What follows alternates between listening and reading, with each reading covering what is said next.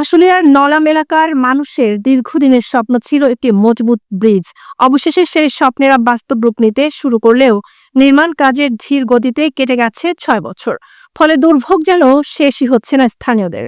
সহকর্মী মাহবুব আলম মানিকের পাঠানো তথ্যচিত্রে আজকের প্রতিবেদন।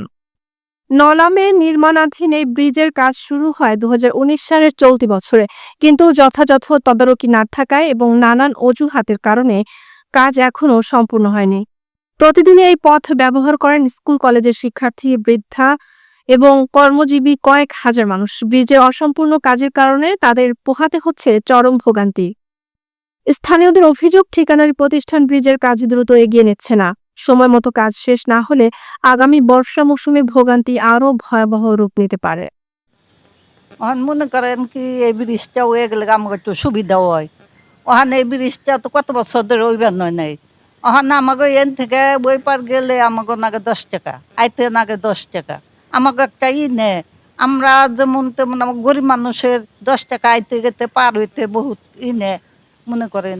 তখন এই ব্রিজটা হয়ে গেলে সবাই বাঁচলো, আমরাও বাঁচলাম, সবাই বাঁচলো। এই যে আমাকে ওই সরকারের কাছে আবেদন রইল আমাকে। আমার নাম মোহাম্মদ সুলাইমান কবি, গ্রাম নলাম উত্তরপাড়া।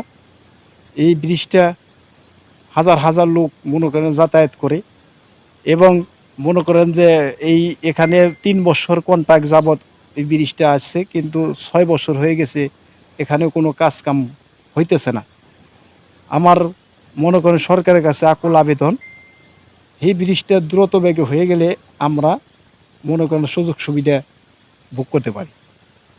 এ বিষয়ে কর্তৃপক্ষের পক্ষ থেকে জানানো হয়েছে, নানান দুর্যোগের কারণে কিছুটা বিলম্ব হয়েছে, তবে খুব শিগগিরই কাজ সম্পন্ন হবে।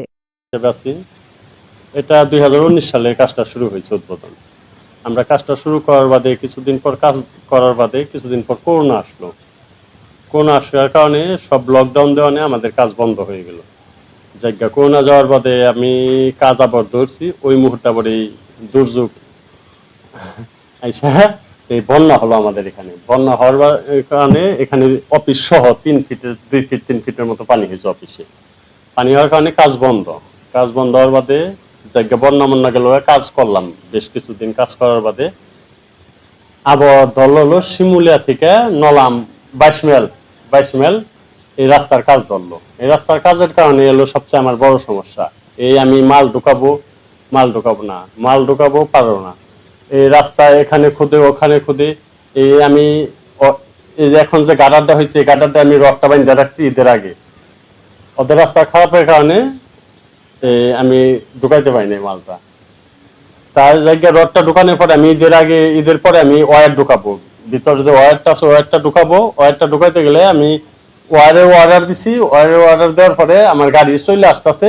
আমি বাসায় থেকে বিকালে গেছি, বাইরে গিয়ে দেখি যে এখানে খুঁজা থেয়ে যাচ্ছে। আমার ওয়্যারের গাড়ি ফেরত দিতে হয়েছে। ওয়্যার কোনো জায়গায় দাঁড়াই যাবে না। ওটা একটা ওজন হলো 4 টন 5 টন করে। আমার 2টা ওয়্যার লাগে, একটা কাটাতে 2 কয়েল করে ওয়্যার লাগে। আমি ওই ওয়্যার ফেরত দিয়ে দিলাম। ফেরত দেওয়ার বাদে তার বাদে ওদের বললাম যে এটা কয়েকদিনের ভিতরে আবার ঠিক করে দিবি। তাই আমি ওদিনকে রাত্রে ওয়্যার আনবো। ওরা বললো যে ভাই 3 দিন পর আনেন। পরে 3 দিন পরে আমি ওদের কাছে গেলাম যে ঠিক আছে ভাই, আমি কালকে আপনি অর্ডার দেন, আমি রাস্তা কমপ্লিট করে দিয়ে দিচ্ছি, সাবগাস করে দিতেছি। ভাই আসলে আমরা এই ব্রিজটা আর কত সময় লাগবে মধ্যে এই ব্রিজটা পরিপূর্ণ? আশা করি 6-7 মাসের ভিতরে আমি এটা আর কি পুরো করবো। অ্যাপ্রোচের কাছে আপনাকে নলাম ব্রিজের যে বিষয়টি নিয়ে এসেছেন, যেটা হলো কি দীর্ঘদিন যাবৎ কাজটি বন্ধ রয়েছে, তা আমি যথাযথ কর্তৃপক্ষের সাথে যোগাযোগ করে কাজটি যাতে দ্রুত সম্পূর্ণ করা হয় সেই জন্য হলো যে আমি যোগাযোগ করার চেষ্টা করবো। মানুষের যে দুর্দশা যে দুর্ভোগ হচ্ছে তা লাঘবের জন্য চেষ্টা করবো ইনশাআল্লাহ। তবে স্থানীয়দের দাবি শুধু আশ্বাস নয়, দ্রুত বাস্তব পদক্ষেপ নিতে হবে, না হলে এই ব্রিজের অপেক্ষায় তাদের দুর্ভোগ আরও দীর্ঘ হবে।